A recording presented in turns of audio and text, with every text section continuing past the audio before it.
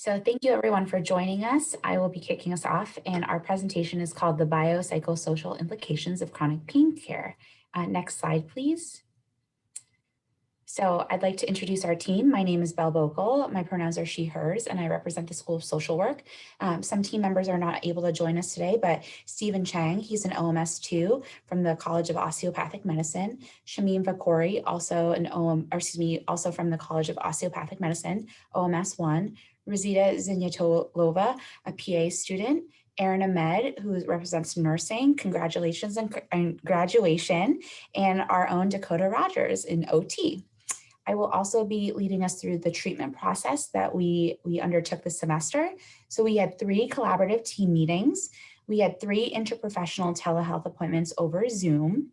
And our collaborative process included document sharing on Blackboard, email collaboration in the in-between, and we looked at telehealth via Zoom.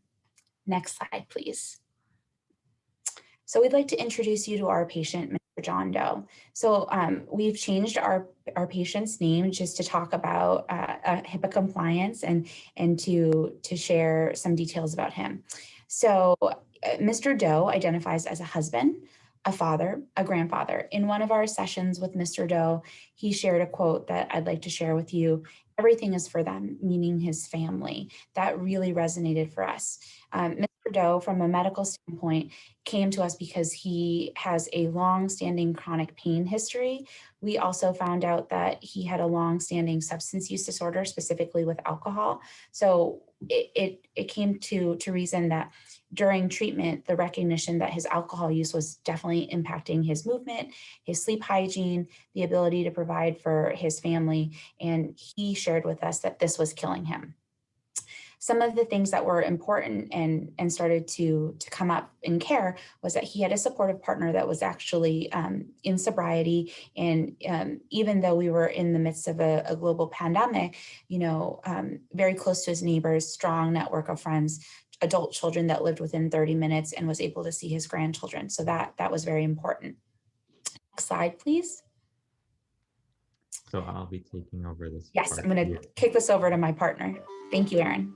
Yes, of course. Our initial impressions of care when we first met our patient, our team was concerned. Our patient has a very long and detailed, complex medical history, including many neurological challenges that played a part into his chronic pain management, as well as a 25-year history of chronic pain with minimal relief. Our team identified that, of course, pain management, different techniques was the priority, as well as further injury prevention. However, as my colleague Belle said, substance abuse disorder really became a big factor with our patient, and we realized that we were going to have to undertake some new creative work on how to open up with our patient and investigate this some more. And it was definitely a secondary factor and a huge part with his treatment. Next slide, please. The execution of care. During our second meeting with our patient and during our debrief afterwards, it became very evident to us that the substance abuse disorder was going to now take the priority and would actually not really be a secondary factor, but plays very well hand in hand with the chronic pain our patient was suffering from. We needed to begin addressing the pain symptomology of our patient and begin to really focus on these mental health concerns that we had.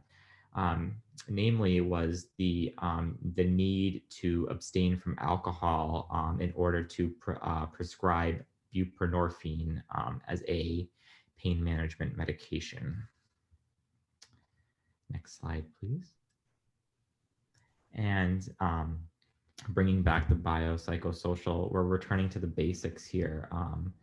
While initially concerned with the biological factors of our patient in relating to his chronic pain, it became evident that this was now a big psychological and social issue, and that we really needed to focus on holistic care in order to make sure that we encompass all dimensions of proper patient care and health influence in patient well-being. Now we wanted to just discuss from our own perspectives our initial impressions and how that changed through time. I'm also just going to be cognizant we have about a minute left, team. So I know that initially I was concerned primarily with the pain and from an occupational therapy standpoint and from his physical symptomatology of pain. And he was already using so many different methods to alleviate that pain that it became evident after our second appointment how important that mental health aspect was. And I'll pass it to a colleague. I'll quickly just say my big takeaway from this experience coming from nursing. I personally believe that a nurse plays a little bit of every role in the healthcare team. And my big takeaway from this was how important it was to include the interprofessional care team with our patient in order to make sure that they get the best care possible from all members of a healthcare team. Yes, I'll definitely piggyback on what my teammates have said. Studies are showing that issues around mental health may soon be the most common pre-existing conditions that we're going to see as healthcare providers. So as I think back to our patient who came to us with really complex chronic pain and a surfacing trauma history around substance use disorder, it really only strengthened the need for interdisciplinary training like this experience. And I don't want to speak for the team members that aren't here, but that was helpful for us. So we're just really thankful for this experience. Thank you so much. Thank you all so much for listening. And now we have a minute for questions and any transitions. It's been very wonderful working with this team. It was a great experience. Dakota, this is Frank Brooks. I have a question. Yeah. I wanted to hear from team members on how they think telehealth improved or made harder communication with the patient. That's a great question, Frank. In our case, we believe that telehealth was a great benefit, particularly in our second meeting. Our patient's significant other was able to join us on the call and offered some great insight into the patient's home life. And we personally believe that it helped our patient open up a bit more to us with them present. I'll piggyback on what my colleague said. And it was so great to see from a nursing and an OT, because at least in School of Social Work, we're not always exposed to all of those factors from the micro meso, from micro meso macro. But when we were in the home, and I take that responsibility very, that's a huge honor and a privilege, but not only meeting the patient's significant other and hearing their stories, but being in their home, because telehealth, is being in someone's home. And so, them sharing that they're building a home, them sharing, where their dog walks and scratches the steps, them sharing all the noises in their yard and where the bird feeder is. That's an intimacy that we're not getting in the hospital. And so that we're all, my dog was barking in one of the appointments, and there is a relationship building strategy that telehealth gives us access to. And so I think that was a huge part of that. Yeah. Thank you all. My name is Brian Simpson, and I will be reading a brief overview of the poster. Chronic pain is a serious education on pain is insufficient, which leads to inadequate pain care from postgraduate healthcare conditions. The Mercy Pain Center, under the direction of Dr. Stephen Hall, has worked with uni students for a number of years to provide an interprofessional student training experience. My name is Jordan Simpson, and I will be reading a brief overview of our poster. Chronic pain is a serious health problem growing in prevalence with an immense financial and social cost. Current medical education on pain is insufficient, which leads to inadequate pain care from postgraduate healthcare clinicians. The Mercy Pain Center, under the direction of Dr. Stephen Hull, has worked with uni students for a number of years to provide an interprofessional student training experience with chronic pain patients to meet these issues. In learning about interprofessional teamwork during the COVID-19 pandemic, we discovered that this approach allows for diverse experience and skills to be present at the table, and allows for more holistic approaches in appointments and care. It places an emphasis on providing patient-centered care, By listening to different perspectives during meetings, we gained a greater understanding of each other's disciplines, and we were able to support one another as needed when unable to attend patient appointments. Overall, collaboration was crucial in establishing rapport with each other, our mentors, and our patients. Zoom presented many advantages for the patients, providers, and students. Zoom allowed students to participate in the pain clinic experience who otherwise would not have been able to. It allowed for schedule flexibility, it eliminated barriers for students such as transportation and increased commute time. Zoom allowed more options for patient appointments, more students from different majors were able to attend appointments and participate in meetings. Safety and privacy was established for the patient by turning off our cameras when not speaking, as well as upon request. The patient could have joined the appointment from home if she couldn't make it into the office. Zoom allowed for involvement of a loved one for comfort and support, or another provider to assist in meeting barriers such as healthcare literacy, translation, and more.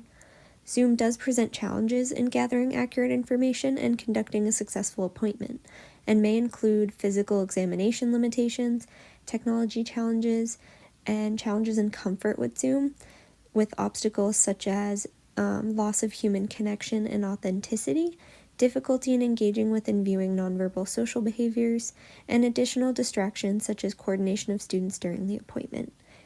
By working on an interprofessional team via Zoom, students were able to provide patient-centered care in a telehealth setting.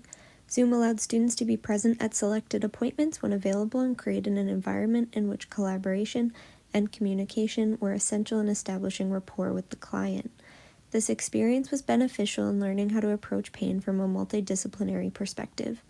Thank you very much for your time and attention. We'd like to give special thanks to Dr. Hull, Dr. Sao, Kelly Fox, and Dr. Lee for their advisement and support during this project. Any comments from our team? I had a quick question. I think I can ask it faster than I can type it. As a pharmacist, I use telehealth a lot in my clinic, and I'm curious about the idea of turning off your camera and making the patient feel more comfortable, because the patient may or may not know that they can still be seen even though your camera is off. Any thoughts on that? I can take this one. Yeah, so our client knew that who was in the room, and we introduced ourselves at the beginning of the meeting. But because there were so many of us in the Zoom, we just turned off the camera so she didn't have to see like all of our faces looking at her, but she was aware that we could see her. And that seemed to work for her. And when she did want to just talk to the doctor separately, we were able to like leave the Zoom for her to be able to do that. This is Frank again. I'd like to ask team members what their number one takeaway was from this project. I mean, you've listed a lot, but just individually, what did you take away regarding interprofessional education? I can go ahead. I would say I learned just a lot about the different perspectives that other healthcare disciplines take when managing types of pain. It was really interesting to learn about like pharmacy and other disciplines I haven't been able to work with quite yet. I didn't have experience working with pain at all, and just learning about like pain management in general, I thought was really interesting. Thank you. Yeah, it's been so interesting to hear the other team's experience with the pain clinic. Any surprises? Something you didn't expect? They're great questions, Frank. I'm curious about those too. I would probably just say the most surprising thing to me was that pain can come from can manifest in different ways. Our particular patient had, I believe she had knee problems, but she ended up having pain like elsewhere in her body. And I thought that was really interesting. That was surprised me most, that it didn't have to be just exactly where her knee was, like it manifested in other areas. Thank you so much, presenters. And now we'll be moving.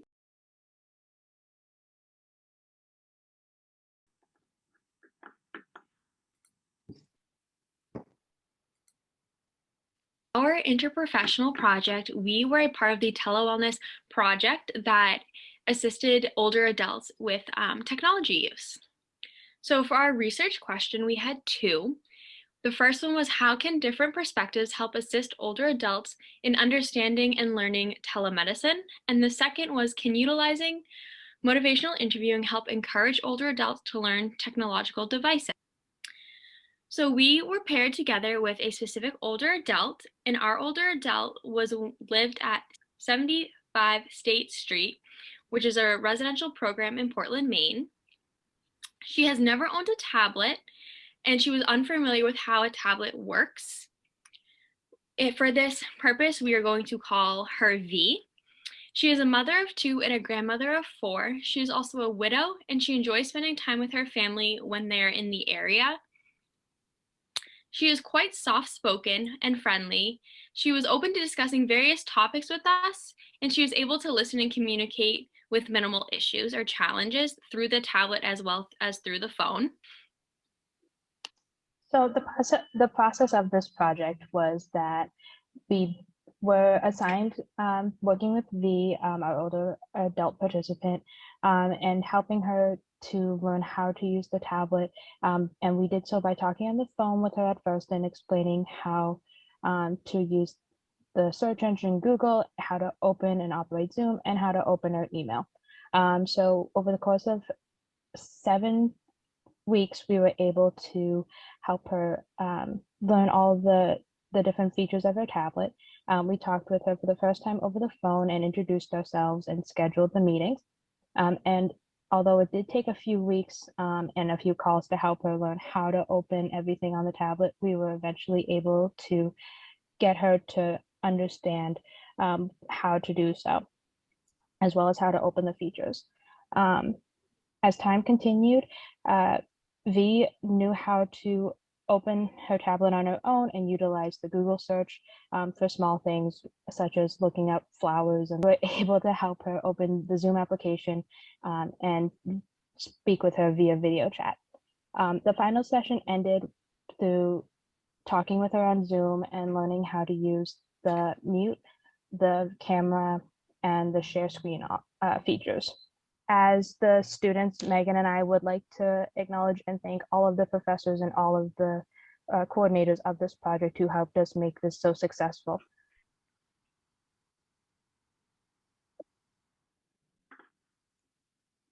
Wonderful. Do you have comments from our presenters?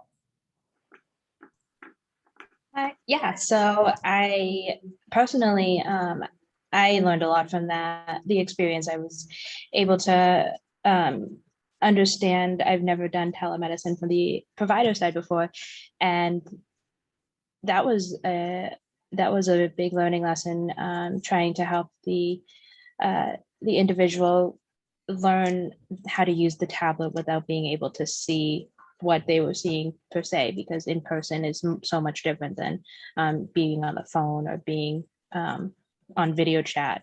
And it was definitely a challenge, but a gratifying one when we were able to see the accomplishments within our participant at the end of the project.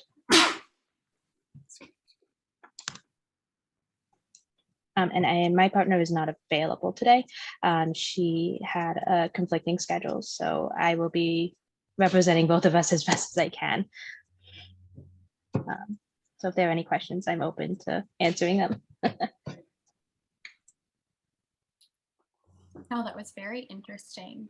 And just from an OT perspective, kind of what did you think that has your participant or your, client really emphasized to you after the fact of what they really appreciated? I think from my perspective, I can't necessarily speak for both myself and my partner, but from my perspective as a social worker, I think that our participant was really appreciative that we were so patient with her, that we tried to simplify terms, words such as keyboard and tablets sometimes were hard for her to kind of comprehend. So we used words such as alphabet and device to help her kind of understand better, especially with the technological misunderstandings, I guess, that she had. As we mentioned in the presentation, she'd never owned a tablet, so she wasn't aware of a majority of the vocabulary that we attempted to use. And I think at the end, she was able to feel that sense of accomplishment, knowing that she did start to understand those terms. I think I answered your question. Yeah, no, that was very super important. Thank you so much. Hi, Abigail. This is Frank, the question asker. Wonderful presentation. And I was fascinated by what you were talking about with regard to the jargon and the language. And for this person, it was really learning a whole new technology and language together. And it sounds like you and your partner adapted and were able to change words and language to make it much more understandable for her. And that to me, I think, is really a powerful lesson from this. Yeah, definitely. We also wanted to ensure that she knew that she was learning more. It was hard to get all of that jargon information in within the short amount of time we had, but we made sure to encourage and acknowledge even the smallest accomplishment, whether it was knowing that she turned on a camera on the tablet, knowing that she understood how to use Google search bars, and even if it was something that seemed straightforward, we encouraged her, giving her the good jobs and the kind of the applause that she deserved for anything that she was able to do with that new tablet. Thank you. Yeah, thank you so much. Wonderful presentations today. Is there any final last minute reflections to share? This is Dr. Chow. I just want to thank you, both of my pain clinic teams. It's really wonderful. We have run the program for 5 years. This is the first time we did a Zoom meetings, and it worked out really nicely. And I'm sure there are a lot of advantages we're going to take in the future as well, even when we get back in person meetings. Thank you all. Yeah, thank you so much. It was a great experience. Hello, and welcome to our presentation on an interprofessional approach to telehealth. Our team name is Great Smile. Just to give you some background, Alex, an individual in their 20s, pronouns they, them, their, came to our clinic. Alex was homeless and originally came to discuss their oral and neck pain. They were also experiencing stress related to housing, pain, appearance, and inability to afford medication. Over the course of 2 telehealth sessions, we worked with them to address these concerns, as well as to begin working toward their express goals of becoming employed and entering into transitional housing. Our team members included individuals in occupational therapy, physical therapy, dental medicine, nursing, and pharmacy. This past year, we've learned the ins and outs of telehealth. Telehealth is a way for patients and healthcare providers to connect through technology. It has many benefits, however, it also has its challenges. Benefits include increased accessibility for patients to healthcare providers, as well as students like ourselves being able to attend these interprofessional events. In addition, patients don't have to worry about transportation to doctor's appointments and can see many specialists all in one visit from their own safe space. However, telehealth presents with some challenges, such as difficulty reading patient body language, as well as limitations in assessments that require hands-on care. And it also requires access and knowledge to technology, which we know a lot of individuals do not have. So motivational interviewing is a style of patient-clinician interviewing that we learned and mastered during the IPTI session this past fall. So what does that look like?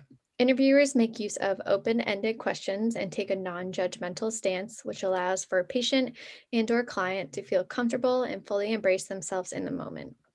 Interviewers use affirming, acknowledging phrases and summarize the patient's comments. For example, they might say, "So what I'm hearing is," just to make sure the patient's wants and needs are being correctly conveyed. Reflective listening is also another major component of motivational interviewing. So just some general takeaways. My name is Anna, and I learned how to approach client care in a more holistic way through the lens of other disciplines. Kate found that she was able to learn new things about patient advocacy and empowerment through collaboration with an interprofessional team. Emmeline learned that patient care is best and most efficiently delivered via an interprofessional approach. And Val learned that quality patient care can be provided through a telehealth platform driven by an interprofessional team of healthcare professionals. So that is our presentation. Thank you so much. Thank you so much. So wonderful.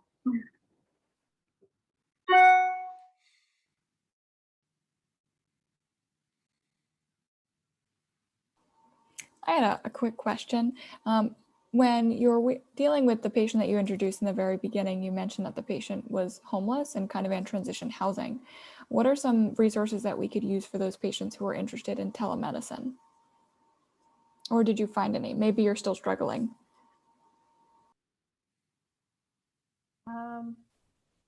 With our particular patient, they did have access to a computer during the sessions. It was a computer they were borrowing, so it was actually one of the things that we had to figure out during the first session. They had their camera turned off for the first half, and it wasn't until kind of the second half when Val, our PT, was doing an assessment that we had a discussion about turning that camera on, and it turned out that it was because Alex, the patient, was unfamiliar with that particular computer.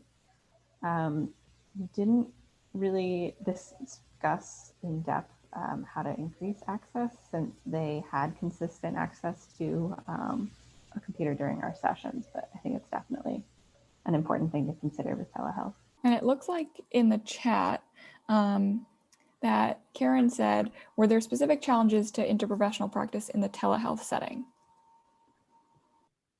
Yeah, I can take that one. There were challenges. Like Kate mentioned in the beginning, the client's camera was off, and we weren't really sure if that was because they didn't realize it was off or if there was a specific reason. So that presented as a specific telehealth challenge. And one of our PT who wanted to see the client perform like certain arm movements or wasn't able to when their camera was off. So that presented as a challenge as well. I have a question. Having been part of this team process with you all, which you handled beautifully, by the way, and I know I'm biased, but handled beautifully nonetheless. You handle, as a team, I saw you handle situations that weren't always easy, and like with the camera and all of that. But how did you regroup? How did you manage to handle those difficult situations as team members?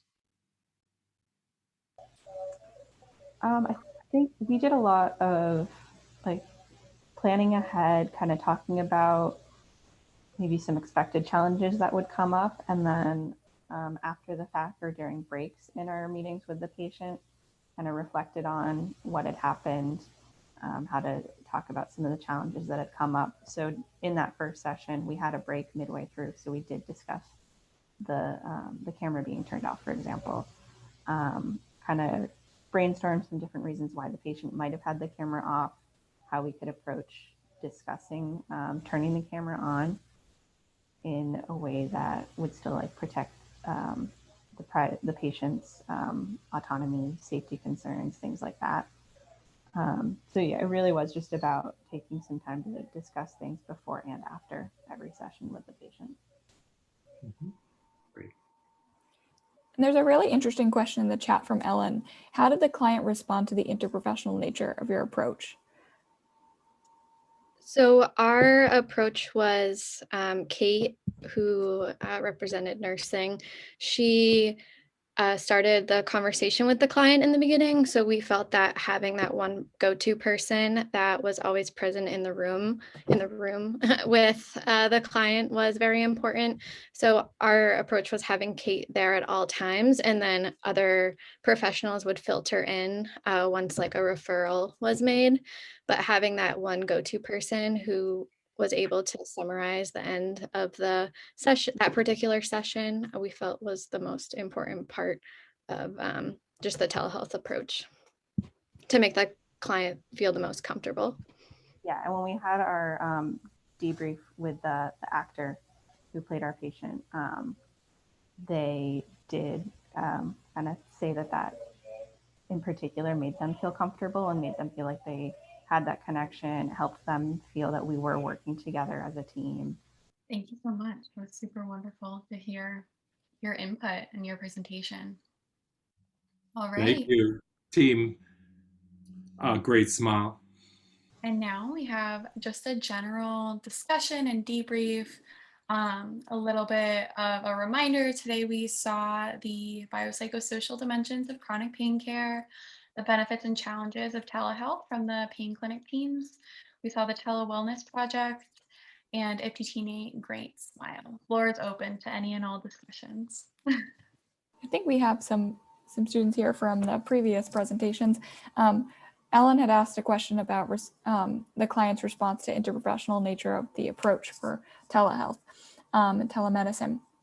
And we only got to ask the last group, but if anyone else wants to add their thoughts, I just think it's really interesting. We've talked a lot about our barriers and our perceived barriers of what the client or the participant or the patient has, but did any of you get lucky enough to have a client or a patient or a participant tell you exactly how they felt about the interprofessional nature of your telemedicine?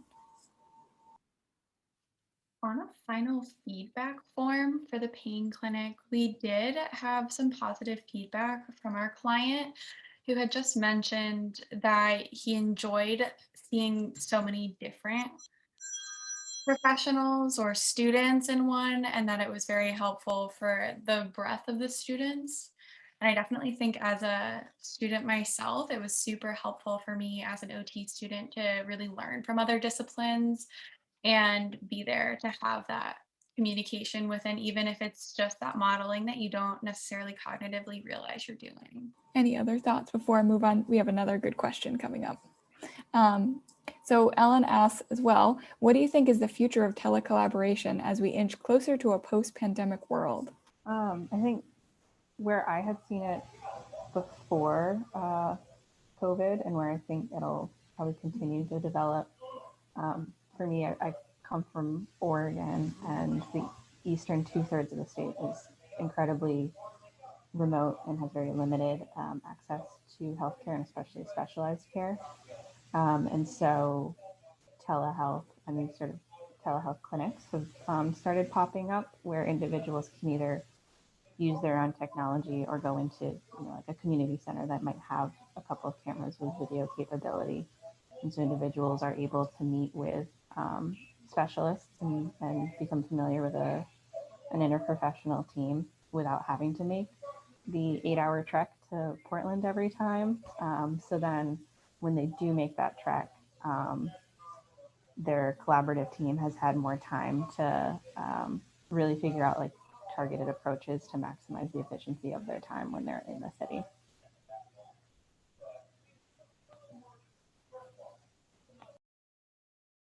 And I think Karen asked a nice segue question, because I think you touch upon some of that, Kate.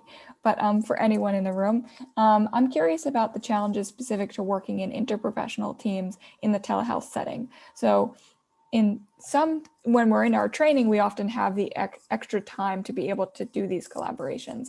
But in the non-training setting, we may find that all of our schedules don't quite overlap so nicely. So what kind of challenges did you experience, and any thoughts? I guess I'm going to add to Karen's question. Any thoughts about how we might be able to manage some of these challenges? I guess what I would have to say about this is that, you made a great point. It's definitely going to be, our schedules are very hard. There are obviously going to be times where we all would not be able to meet together. However, I feel like the comeback to that would be that since this is a telehealth setting, the patient wouldn't be as inconvenienced if they had to drive, like, oh, I had to come for an hour to see this provider, and then the next day I have to drive again the hour back to the office to see now this provider versus telehealth, they're gonna be, oh, well, I don't have to drive an hour each way now. I can just, I can just do the meeting on Wednesday and do the meeting on Friday or Thursday with the patient at home, and they won't be as inconvenienced. I think that's the trade-off to that. Yeah, I completely agree. Even just scheduling as students, our schedules often didn't overlap, but the telehealth and Zoom platform definitely mitigated that a bit. I have to say, what was so striking about a lot of these the work that you guys did is that you were able to kind of meet in the same room often at the same time. So sometimes you had like a go-to person, and then they would you'd add people as you go and as you need. And that's really interesting. And I like to think I work in an interprofessional environment, and I think I do. But sometimes what happens is, the pharmacist, which is myself, I see the patient, and the doctor sees the patient, and then the nurse sees the patient, and then the nutritionist sees the patient, for example. But we never get to see them in the same room. And I think that that's what telehealth really offers the opportunity. Even if we could just put a couple of those professionals in the same room at the same time, that's going to offer so much more. And I think there is opportunities there. And if we move towards a model where there's less, we see a patient every 7 minutes, and we get to see our patients for a little bit longer, this will also be an opportunity. I think that's a really interesting point to think about how we can both use telehealth as a tool, but also learn from telehealth and what it offers to interprofessional collaboration, for how that could influence in-person collaboration. I think one example that really jumps out to me in the hospital setting anyway is how closely PT and OT collaborate. I mean, to the extent that many people kind of conflate their roles. Just wondering how other professionals can learn from them and can learn from from telehealth collaboration to increase collaboration in person. It's certainly obvious to me that you've all learned a lot about telehealth and the advantages and some of the disadvantages. Yeah, you've all thought a lot about it too. You've provided a lot of insightful points. I think that, some of them seem, okay, yep, there's some basic barriers, but you guys thought really deeply about them. And I'm glad you got the opportunity to open up and let us know what you think. I also remember that your presentations, your PowerPoints, all those things, it's a documentation of this incredible era that we just lived through. And you all have lived through it, often the first classes. And so keep those documents. Yeah, thank you, everyone. Thank you. Now there'll be closing remarks in the main session. Thanks, Dakota. Thanks, Sydney. Thank you. Thank you so much. Nice to meet you too.